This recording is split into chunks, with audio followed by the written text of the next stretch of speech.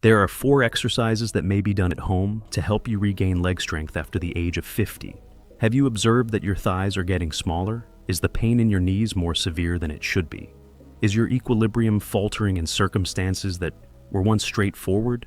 If this is the case, you have most likely sought out potential alternatives and come across the time-honored recommendation that you should walk 10,000 steps every day. It is unfortunate, but the reality is that this will not be sufficient to restore the strength of your muscles. The worst possible outcome is as follows. The symptoms that begin with weakness and unbalance will, when you least expect it, progress into falls that could potentially end your independence if you do not begin doing what needs to be done now. If you do not start doing what needs to be done today, these symptoms will begin. They say that the legs are the first place where dying begins. Consequently, in order to help you restore strength in your legs, today you will learn 4 important exercises. What's more, you can perform all of these exercises in the comfort of your own home, without the need for any specialized equipment or a gym membership. Exercises like these target the primary areas in which people over the age of 50 have the most rapid loss of strength. This includes the thighs, glutes, calves, and stabilizing muscles. It would be helpful if you could provide your name and the city from which you are seeing our material in the comments section before we begin. Perform the first exercise. Calf raises while standing. Let's begin with the foundation of all strength and balance, which is your calves that you have. On the other hand, calves are excessively overlooked in standard training plans, despite the fact that they are essential necessary for your mobility. Many people are unaware of this contradiction. The fact that calves are thought to be the second heart of the human body is another fascinating fact on the subject. The reason for this is that when you walk, these muscles contract and relax, which helps to counteract the effects of gravity and pump blood back to the heart. As a result of the relaxation of these muscles that occurs around the age of 50, a significant number of individuals experience circulation issues, swelling in the legs, and even varicose veins. In addition, having strong calves is essential for maintaining their balance. Your ankle is stabilized and protected from tripping with each stride that you take thanks to these shoes. It should come as no surprise that studies have shown that senior adults who have development in their calves have a 30% lower risk of falling. In order to complete the calf raise, you should begin by standing with your feet shoulder width apart, preferably close to a wall or chair should you feel the need for support. You should maintain a straight spine and look forward rather than down. Raise your heels off the ground and stand on the balls of your feet as high as you can go, up to your maximum potential. It is important to maintain this position for 2 seconds while feeling the total contraction of your calves. After that, gradually lower yourself while maintaining control of the action until your heels once again make contact with the floor. Before we start, I would appreciate it if you could tell me where you are coming from today. It would be greatly appreciated if you could leave a remark below and ask any questions that you might have. Additionally, make sure you don't forget to click the box that says subscribe and enable notifications so that you don't miss any of the best health information that Senior Health Tips has to offer. And if you are currently watching, I would like to know whether you are on board with me. In the comments section, put 1 if you feel that this video speaks to you for some reason. In that case, type 0. Full range of motion is where the secret lies in this situation. There are a lot of people who give themselves short, fast raises that don't deliver the full rewards. When your heels make contact with the floor, you should experience a little stretching sensation, and when you are on the balls of your feet, you should feel a significant contraction. To generate momentum, you should never swing your body.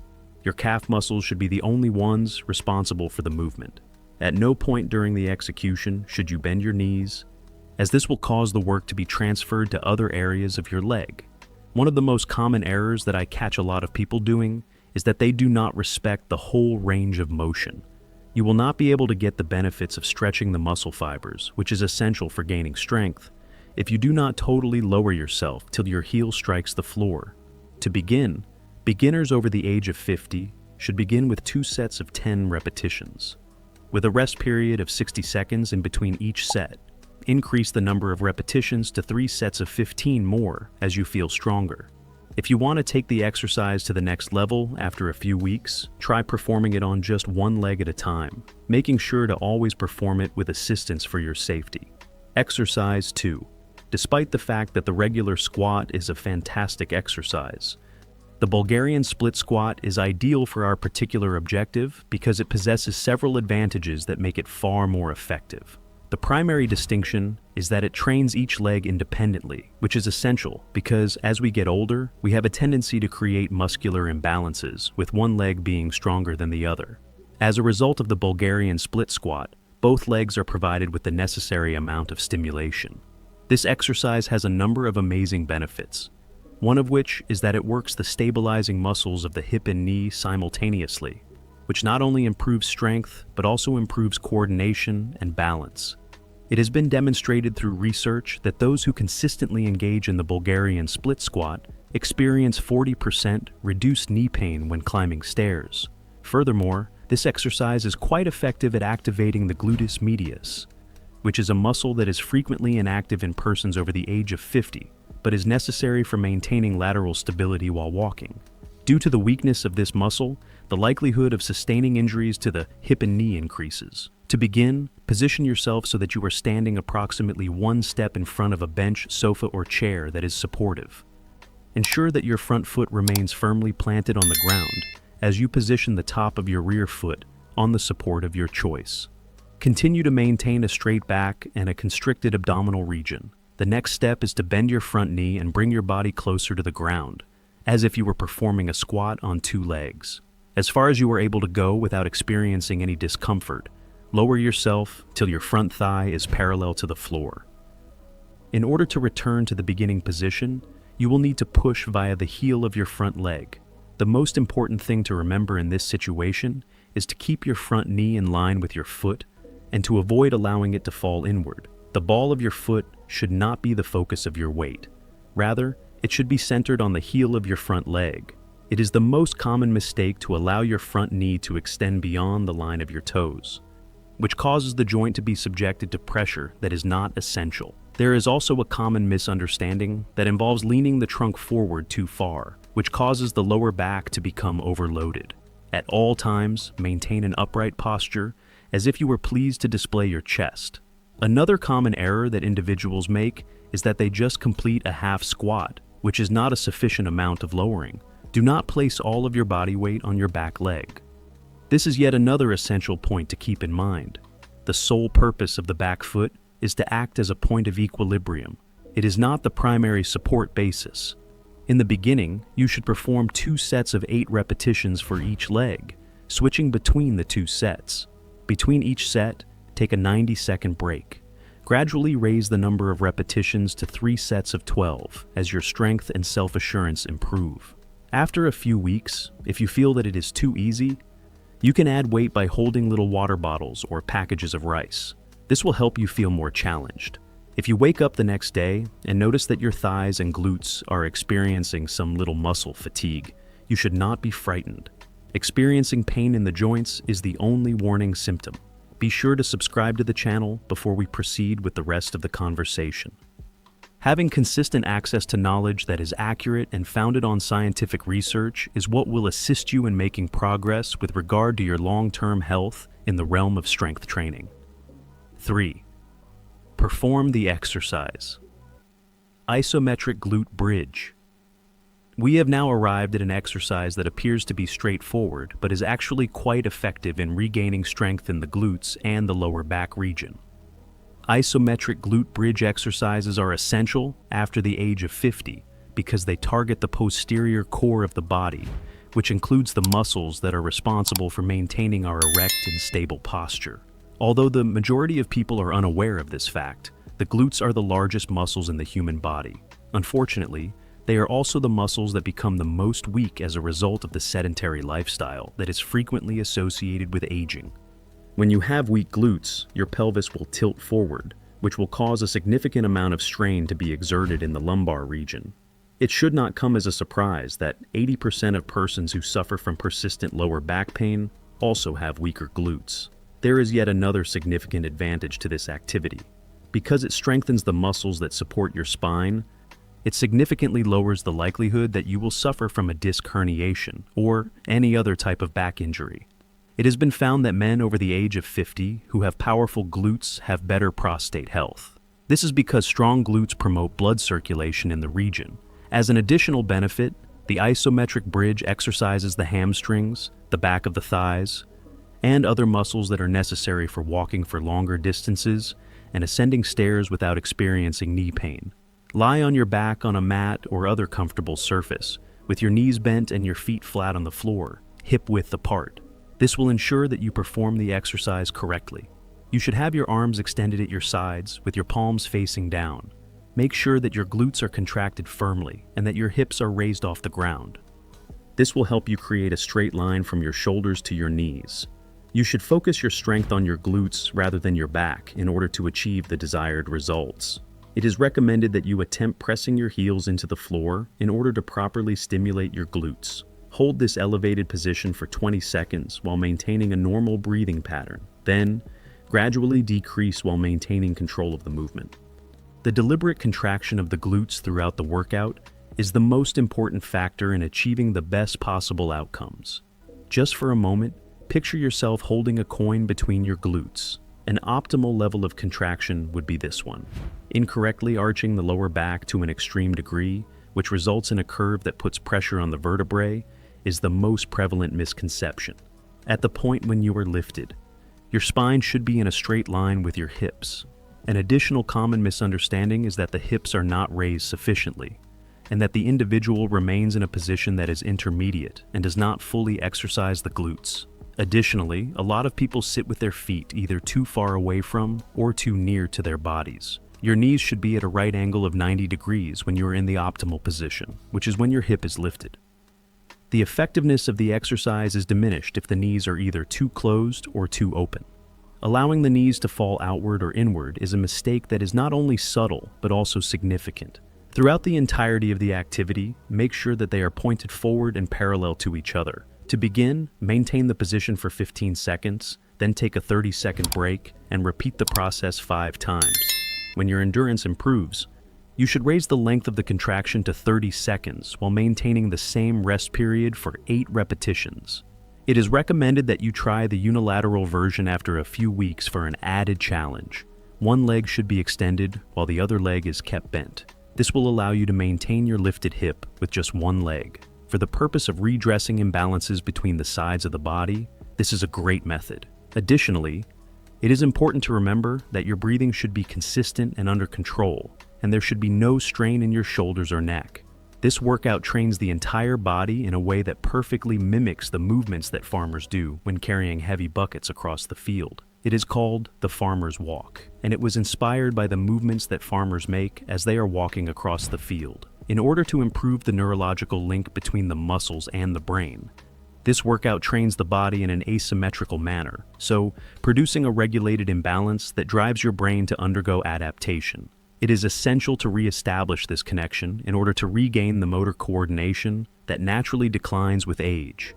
There is yet another remarkable advantage of the farmer's walk, which is that it helps strengthen the forearms and grip, which are features that are frequently overlooked yet essential for complete autonomy. It is necessary to have 2 things of equal weight in order to accomplish tasks such as opening a jar or firmly grasping a handrail when climbing stairs. Before we start, I would appreciate it if you could tell me where you are coming from today. It would be greatly appreciated if you could leave a remark below and ask any questions that you might have.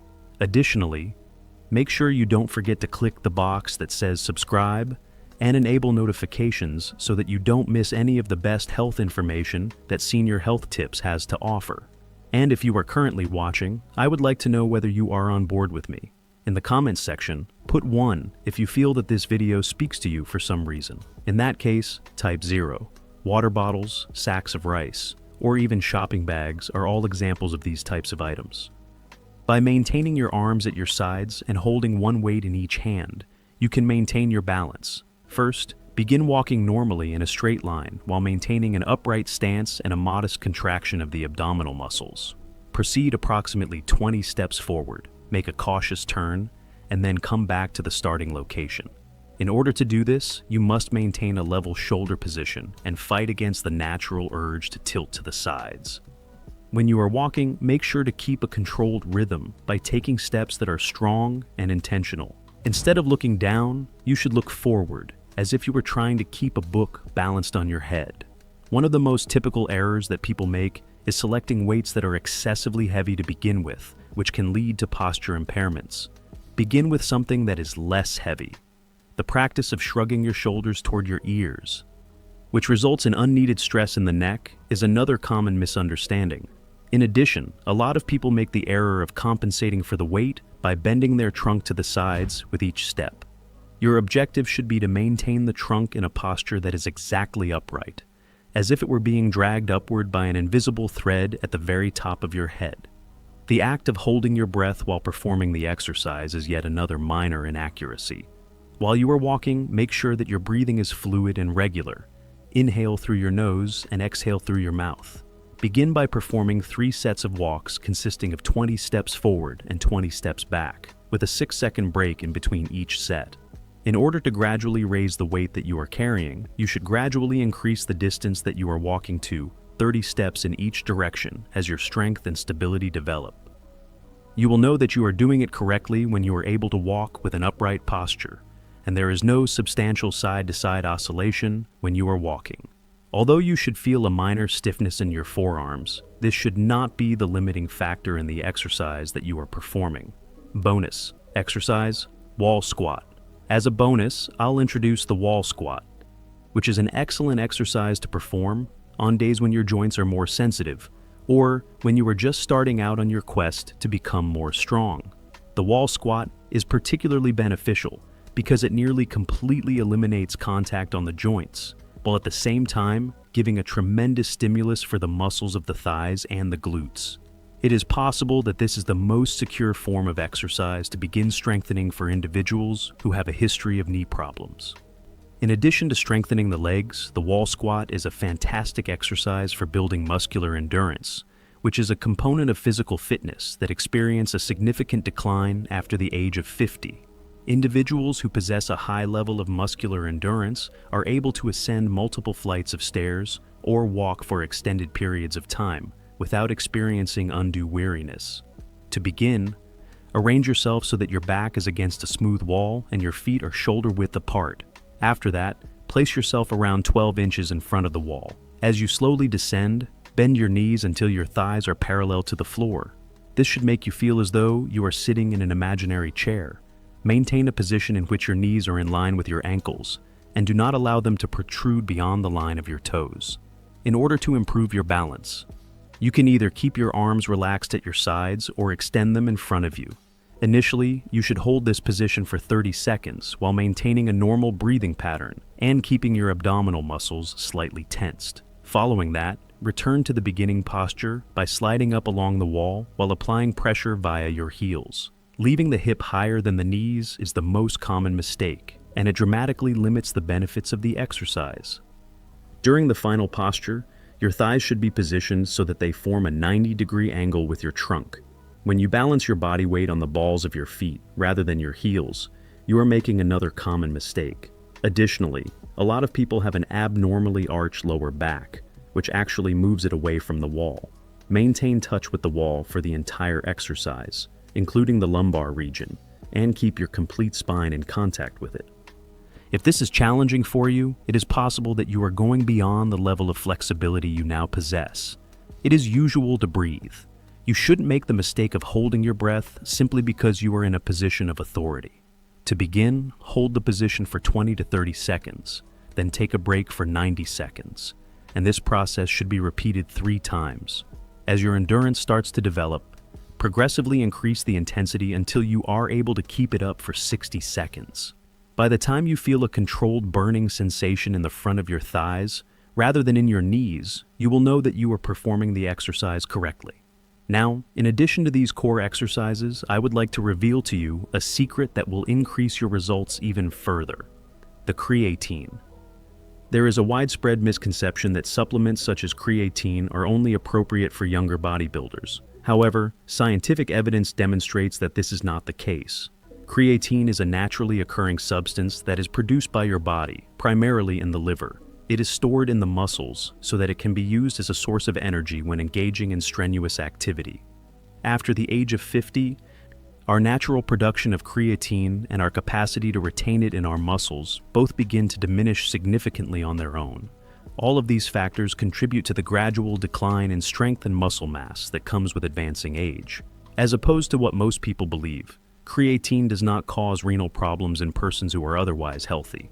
Not only did creatine supplementation increase muscle performance, but it also had surprisingly positive impacts on cognitive function and brain health, according to a study that was conducted not too long ago with persons over the age of 60. Additionally, creatine causes an increase in the amount of water that is retained within muscle cells, which can assist with the hydration of cells and the overall function of the metabolic system. This indicates that men and women over the age of 50 who exercise will recover more quickly and will have a decreased chance of injury. The dosage that is recommended is between 3 and 5 grams per day, ideally after exercise, and it should be taken with a meal that contains carbs in order to enhance absorption. Before we start, I would appreciate it if you could tell me where you are coming from today. It would be greatly appreciated if you could leave a remark below and ask any questions that you might have. Additionally, make sure you don't forget to click the box that says subscribe and enable notifications so that you don't miss any of the best health information that Senior Health Tips has to offer. And if you are currently watching, I would like to know whether you are on board with me. In the comments section, put 1 if you feel that this video speaks to you for some reason. In that case, type 0. Because of this, if you are interested in seeing all of the wonderful benefits of taking this supplement after the age of 50, which only 1% of people are aware of, we have left a video that is currently playing on the screen that demonstrates each and every one of these benefits. Remember that you should look into it. I am grateful that you have watched this far, and I pray that God will bless you, my friend.